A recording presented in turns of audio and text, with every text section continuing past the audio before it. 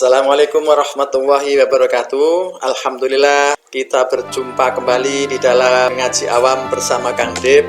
Pada kesempatan ini masih melanjutkan tema Tazkiyatun Nafs bagian yang kedua, yaitu pengertian Tazkiyatun Nafs itu sendiri. Namun sebelum dimulai, saya mengajak ibu dan bapak sekalian untuk flashback hal-hal yang sudah kita bicarakan, kesimpulan yang sudah kita dapat di dalam diskusi di bagian 1, yaitu pengantar Tazkiyatun Nafs yang lalu. Ibu bapak sekalian, bahwa setiap manusia itu lahir dalam keadaan fitrah, sebagaimana sabda Nabi SAW, bahwa tiap-tiap manusia lahir dalam keadaan fitrah. Hadis riwayat Bukhari dan Muslim.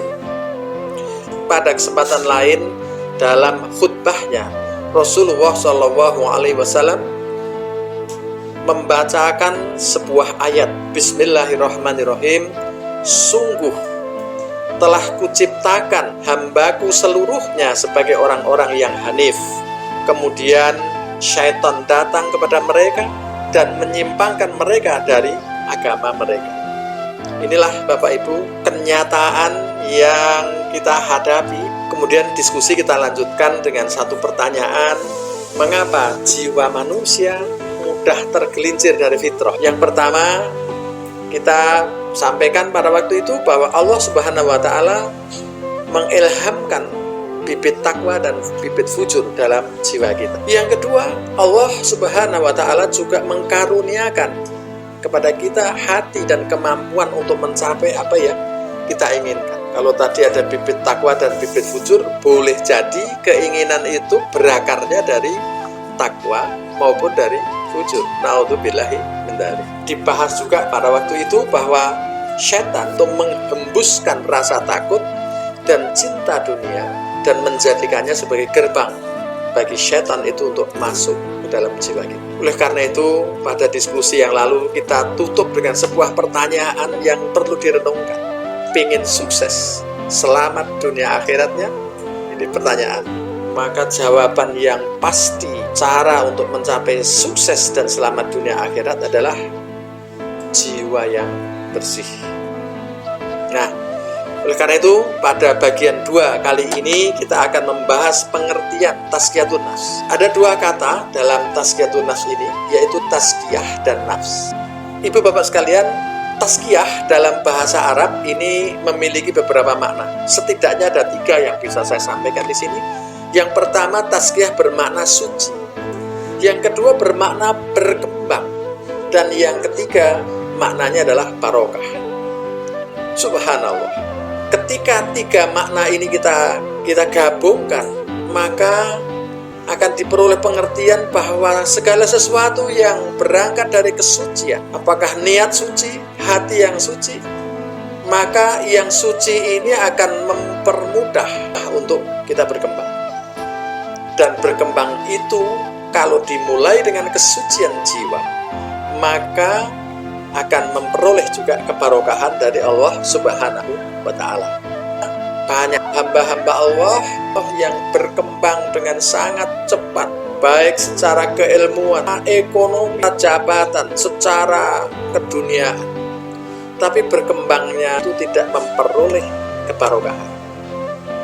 Inilah kunci dari berkembang dan memperoleh kebarokahan adalah suci. Kebalikan dari kata tazkiyah adalah tatsiyah.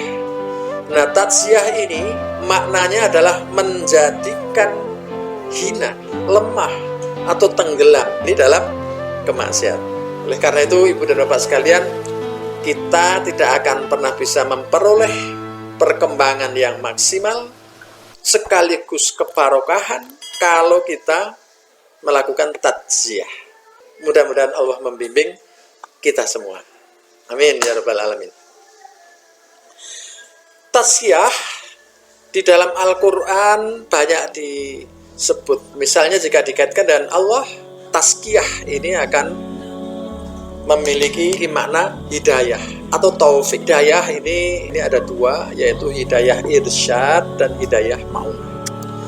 Hidayah irsyad itu petunjuk yang bisa dipelajari, bisa dibaca, bisa bertanya. Seperti halnya kalau kita bertanya, kalau dari sini mau menuju ke bandara, jalannya lewat mana? Maka itu ketika dikasih petunjuk jalan, maka namanya itu hidayah irsyad. Ustadz, saya ingin hidup saya tentram.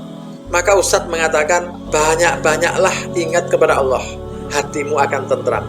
Maka petunjuk untuk mengingat Allah agar hatinya tentram, ini adalah hidayah irsyad. Namun Bapak Ibu sekalian, apakah orang itu akhirnya benar-benar mengingat Allah sebanyak mungkin? Tidak hanya pada waktu dia sholat, tapi juga pada waktu bekerja, pada waktu berkendara, dalam segala hal, bahkan bangun tidur. Bismillahirrahmanirrahim. Alhamdulillahilladzi ahyana ba'dama amatana wa ilaihin nusur. Lanjutkan dengan zikir, ingat kepada Allah Subhanahu wa taala. Maka ingat kepada Allah Subhanahu wa taala itu kita lakukan setiap saat. Balik Bapak Ibu, orang yang sudah diberi hidayah irsyad ini belum tentu dia mau untuk melaksanakan. Maka bicara tentang gerakan hati ini adalah bicara tentang hidayah maunah. Allah Subhanahu wa taala memilih hamba-hambanya untuk diberi petunjuk sesuai kehendaknya. Maka jadikanlah Bapak Ibu sekalian menjadi hamba yang dipilih Allah Subhanahu wa taala untuk diberi bimbingan yang namanya hidayah maunah. Amin ya rabbal alamin. Yang kedua adalah taufik. Taufik ini adalah penyelarasan dari Allah Subhanahu wa taala.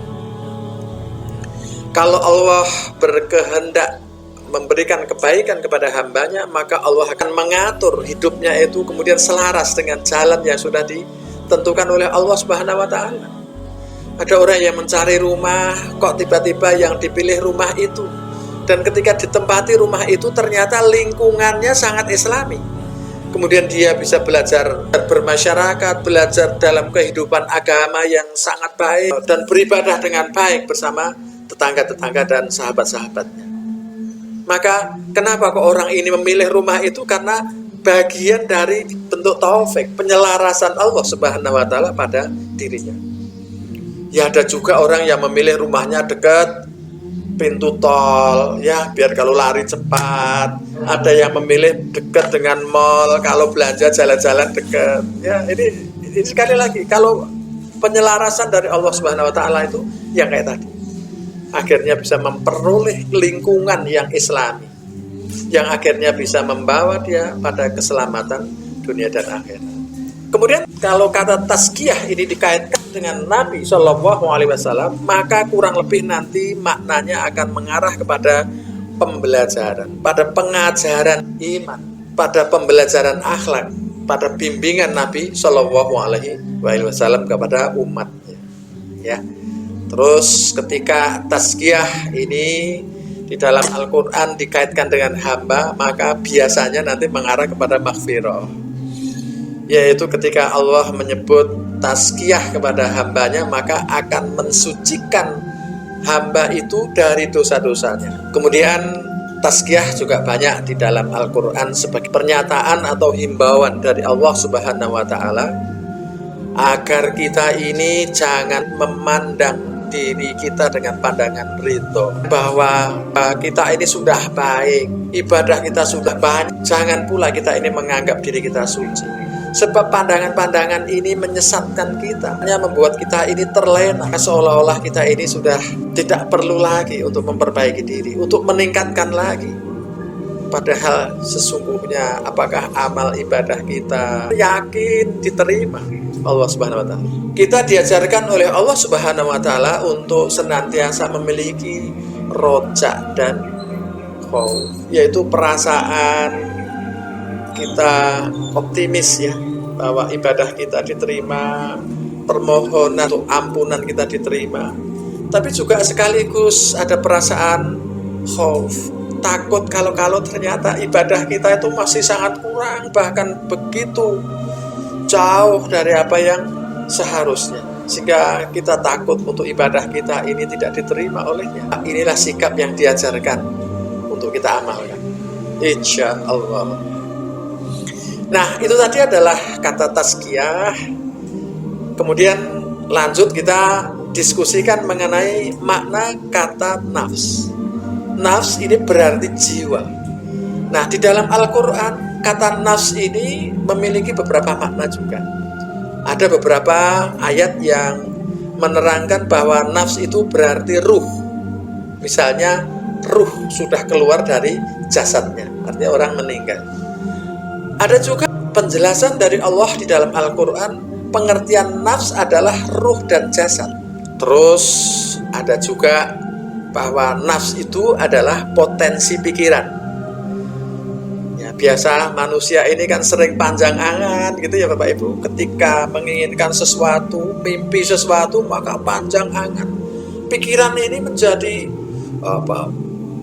kemana-mana gitu. Nah, pikiran yang kemana-mana, strateginya bagaimana, dan seterusnya dan seterusnya. Ini adalah bicara tentang potensi pikiran. Yang lain, nafs juga berarti hati atau qalb. Yang dengan hati ini Allah maksudkan agar kita bisa membedakan mana yang baik, mana yang buruk. Ya, Bapak Ibu sekalian. Lalu nafs juga memiliki arti ya, potensi jiwa tadi untuk bisa menerima arahan baik kebaikan maupun keburukan. Nah, dalam konteks jiwa yang bermakna sebagai hati tadi ya Bapak Ibu sekalian, maka dapat kami sampaikan di sini bahwa hati ini di dalam Al-Quran banyak diterangkan bahwa hati ini adalah tempat menetapnya ilmu. Ya. Jadi kalau orang belajar itu tidak menggunakan otak, belajar itu menggunakan hati. Karena itu ketika belajar tidak menghadirkan hati, tidak ada kecintaan terhadap apa yang dipelajari, maka ilmu itu akan sulit untuk menetap dalam dirinya. Orang-orang yang menghafalkan Al-Quran senantiasa dituntut hatinya selalu hadir. Maka ketika membaca Al-Quran, dia membayangkan bahwa ini adalah kalimat-kalimat langsung dari Allah Subhanahu wa Ta'ala. Bukan sekedar pembicaraan manusia, tapi kalam Allah. Zat yang maha agung yang menggenggam seluruh hidupnya, seluruh jagat raya ini. Ya, kalau ibu dan bapak misalnya nih suatu ketika melihat sesuatu yang kemudian ada perasaan aduh bagus, aduh luar biasa gitu kan. Sesuatu yang nyangkut di hati kan lama hilangnya. Aduh iya ya, aduh bagus banget yang saya lihat tempo hati itu ya kan. Masih beberapa hari masih ingat, masih senyum-senyum sendiri. Kemudian ibu bapak sekalian, hati juga menjadi tempat untuk menancapnya iman. Jadi iman itu tidak di otak. Kalau otak dengan pengertian setelah mendapatkan informasi, membaca dan mempelajari, maka ketika tidak mengendap di dalam hati, maka iman itu juga tidak akan pernah muncul. Ada orang-orang yang ketika ragu tentang keberadaan Allah Subhanahu wa Ta'ala, ketika ditanya siapa yang menciptakan bumi, siapa yang mengatur siang dan malam, siapa yang menumbuhkan cabai dan akhirnya menghasilkan buah yang pedas seperti itu, semua orang hanya mengatakan Allah. Tapi kadang-kadang keyakinan mengenai yang menciptakan Allah, yang menumbuhkan dan menjadikan buah cabai itu Allah, menjadikan rasa pedas buah cabai itu Allah Subhanahu wa Ta'ala, tapi keimanan kepadanya masih belum nancep di dalam hati. Nah, balik tadi itu kaitannya dengan hidayah ma'unah ya Bapak Ibu sekalian. Oleh karena itu di dalam mengajarkan keimanan ini hendaklah kita mulai dari waktu anak-anak masih kecil, sehingga kemudian dari waktu ke waktu tumbuh dan menancaplah iman itu di dalam hatinya. Ya tentu dengan cara-cara, dengan pendekatan-pendekatan, contoh-contoh yang benar dari orang tuanya. Ya Bapak Ibu sekalian, insya Allah. Hati ini juga menjadi tempat untuk perenungan. Makanya untuk mendapatkan pemahaman yang baik, Rasulullah SAW mengabarkan kepada kita bahwa merenung sejenak itu lebih baik daripada sholat sunnah yang banyak sekali rakaat. Kenapa? Karena perenungan ini akan memperoleh selain pemahaman, tapi juga penghayatan, bahkan kemudian akan menggetarkan hati, sehingga kemudian ketika melihat keindahan, ketika melihat kejadian-kejadian dalam ayat-ayat kauniyah ini akan menjadikan hatinya tadi itu akan bergetar dan akan menancaplah iman itu dalam dirinya. Maka merenung itu maknanya sungguh, manfaatnya sungguh banyak sekali. Bahwa hati ini akhirnya nantinya akan menjadi petunjuk juga. Rasulullah SAW ditanya mengenai albir, maka Rasul menjawab kepada para sahabat itu, mintalah fatwa kepada hatimu. Kemudian hati juga menjadi tempat berbagai perasaan dan emosi.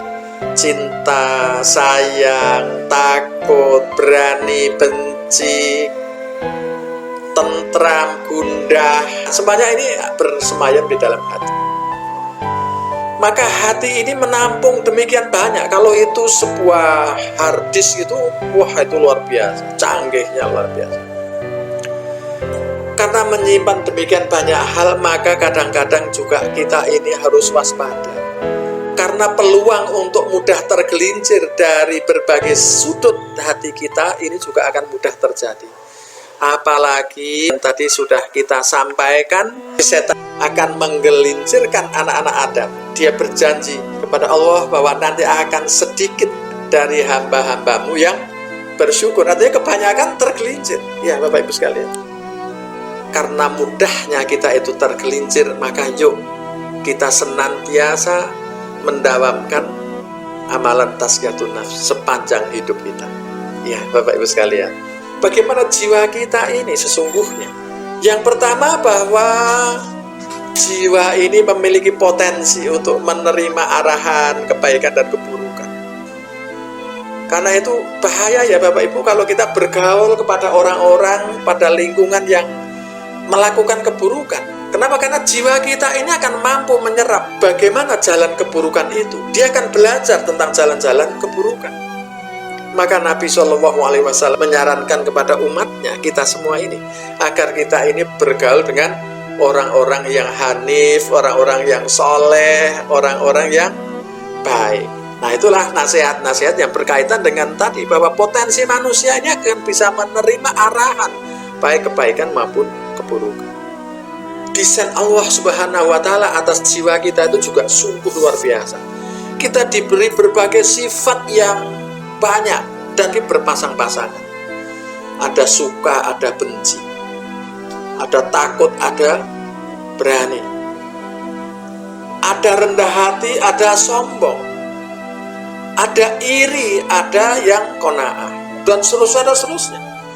Maka sifat yang banyak ini akan memudahkan jiwa ini untuk berubah.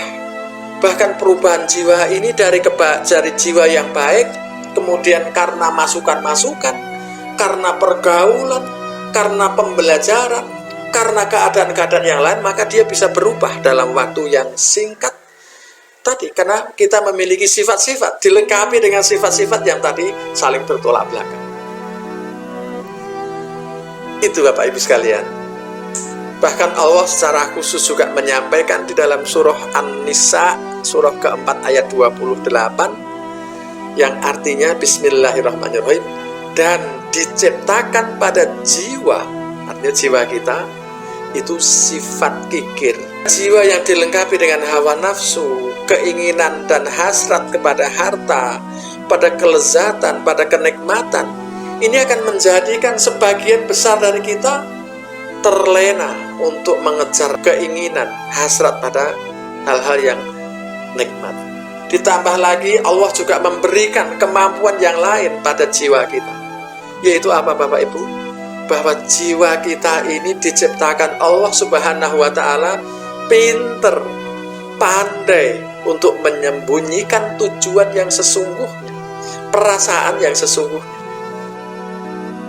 Ibu bapak sekalian, setelah kita membahas pengertian mengenai nafs, mengenai jiwa, maka dapat kita simpulkan bahwa sesungguhnya ujian kita di dalam hidup ini tidaklah sederhana, bahkan cenderung berat jika kita tidak hati-hati di dalam membawa diri, merawat dan memelihara jiwa kita, maka akan sangat mudah kita tergelincir dari fitrah kita.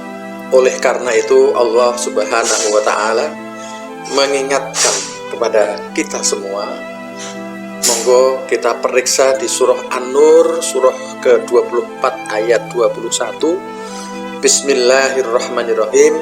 Jika tanpa karunia dan rahmat dari Allah kepada kalian, maka tidak seorang pun dari kalian yang bersih dari perbuatan keji dan mungkar selama-lamanya. Namun Allah Subhanahu wa Ta'ala mensucikan siapa yang Dia inginkan. Allah Maha mendengar lagi Maha mengetahui. Bapak Ibu sekalian, yuk kita berusaha menjadi hamba yang dipilih Allah untuk disucikan. Insya Allah, amin ya rabbal alamin.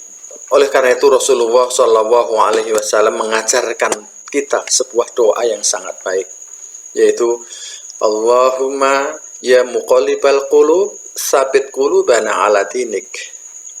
Lalu para ulama menambah kalimat di bawahnya, yaitu wa ta'atik.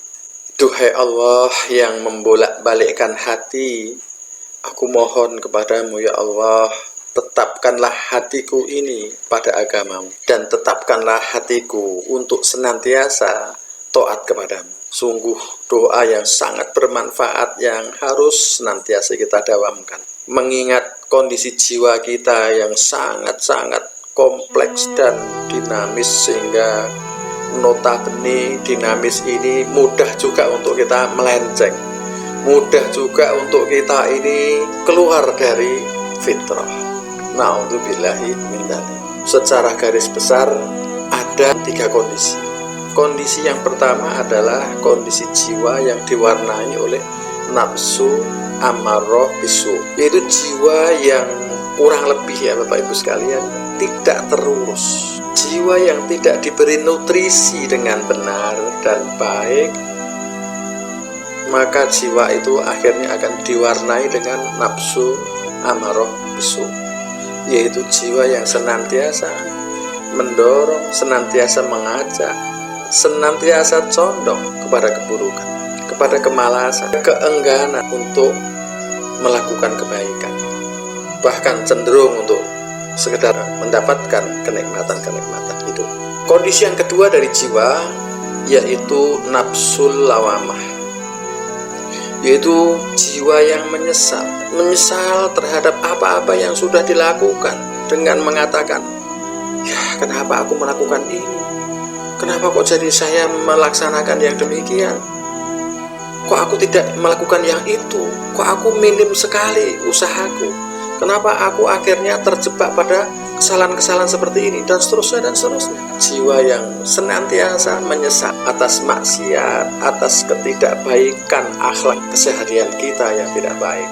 Nafsu lawamah ini, jiwa yang menyesal ini sebenarnya juga merupakan karunia yang sangat besar dari Allah Subhanahu wa Ta'ala.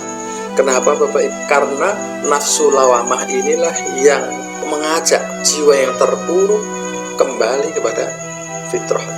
Bayangkan kalau tidak ada jiwa yang menyesali, maka ya bablas, akhirnya terbiasa dengan keburukan, terbiasa dengan maksiat. Itulah tatsiyah, maka kita akan tenggelam di dalam kemaksiatan. Na'udzubillahi min dzalik. Karena itu kita bersyukur kepada Allah Subhanahu wa Ta'ala yang juga menganugerahkan nafsun lawam. Kemudian yang ketiga, yang terakhir, kondisi jiwa kita ini adalah nafsu mutmainnah, yaitu nafsu yang dirahmati Allah Subhanahu wa Ta'ala, yang selain karena semata-mata cintanya Allah kepada hamba, tapi kalau secara asbab maka merupakan buah dari kebiasaan kita untuk senantiasa merawat dan memberi nutrisi-nutrisi yang terbaik kepada jiwa kita. Ibu bapak sekalian, bahwa ketika bicara nutrisi itu adalah makanan-makanan yang bergizi, mengandung vitamin, protein, karbohidrat yang cukup, dan seterusnya dan seterusnya. Bahwa pengertian jiwa ini memiliki makna, yaitu jiwa dan raga. Raga inilah yang tadi kita bicarakan, makanan-makanan yang lezat, minuman-minuman yang segar, buah-buahan, dan seterusnya. Tapi ketika kita bicara hanya pada level nutrisi-nutrisi untuk badan, dan kita lupa pada nutrisi-nutrisi jiwa, pupuk untuk menyuburkan bibit-bibit takwa di dalam jiwa kita, maka jiwa kita ini akan kering. Bahkan jiwa kita itu akhirnya akan sakit. Dan sekali lagi, ketika jiwa ini sakit, maka yang akan tumbuh subur adalah nafsu amarah bisu. Oleh karena itu, tadi bagaimana agar nafsu mutmainah ini ada di dalam diri kita, maka yuk kita ikhtiar merawat jiwa kita, kita pupuk, kita sirami, dan kita beri nutrisi-nutrisi yang terbaik dengan ilmunya Allah. Banyak cara saya memberikan nutrisi-nutrisi yang terbaik pada jiwa kita dengan pemahaman-pemahaman kita terhadap konstelasi desain jiwa dari Allah Subhanahu wa Ta'ala yang demikian kompleks dan variasinya luar biasa banyak, juga dinamis. Maka sekali lagi kita memang harus hati-hati sama memelihara, juga memohon kepada Allah agar kita memperoleh perlindungan darinya. Allah mengajarkan bagaimana agar jiwa kita itu tenang, hati kita itu tenang, ya. Antara lain yaitu Bismillahirrahmanirrahim, yaitu orang-orang yang beriman dan hatinya menjadi tenteram dengan mengingat Allah. Ingat, hanya dengan mengingat Allah lah hati menjadi tenang. Demikian firman Allah Subhanahu wa Ta'ala dalam surah Ar-Ra'd, surah ke-13 ayat 28. Ingatlah Allah dalam segala keadaan, baik dalam keadaan senang, dalam keadaan apalagi susah. Bahkan Nabi Shallallahu Alaihi Wasallam memberi contoh kepada kita. Setiap bangun tidur, tidak melakukan apapun kecuali duduk menyampaikan rasa syukur kita, yaitu Bismillahirrahmanirrahim, Alhamdulillahilladzi ahyana ba'da mamatana wa ilaihi nusur. Lalu dilanjutkan dengan Subhanallah walhamdulillah wa la ilaha illallah wallahu akbar. 10 kali, syukur-syukur bisa 33 kali. Dilanjut lagi dengan Astaghfirullahaladzim, Astaghfirullahaladzim. Syukur-syukur ditambah dengan Allahumma sholli ala Sayyidina Muhammad wa ala ali Sayyidina Muhammad, dan seterusnya.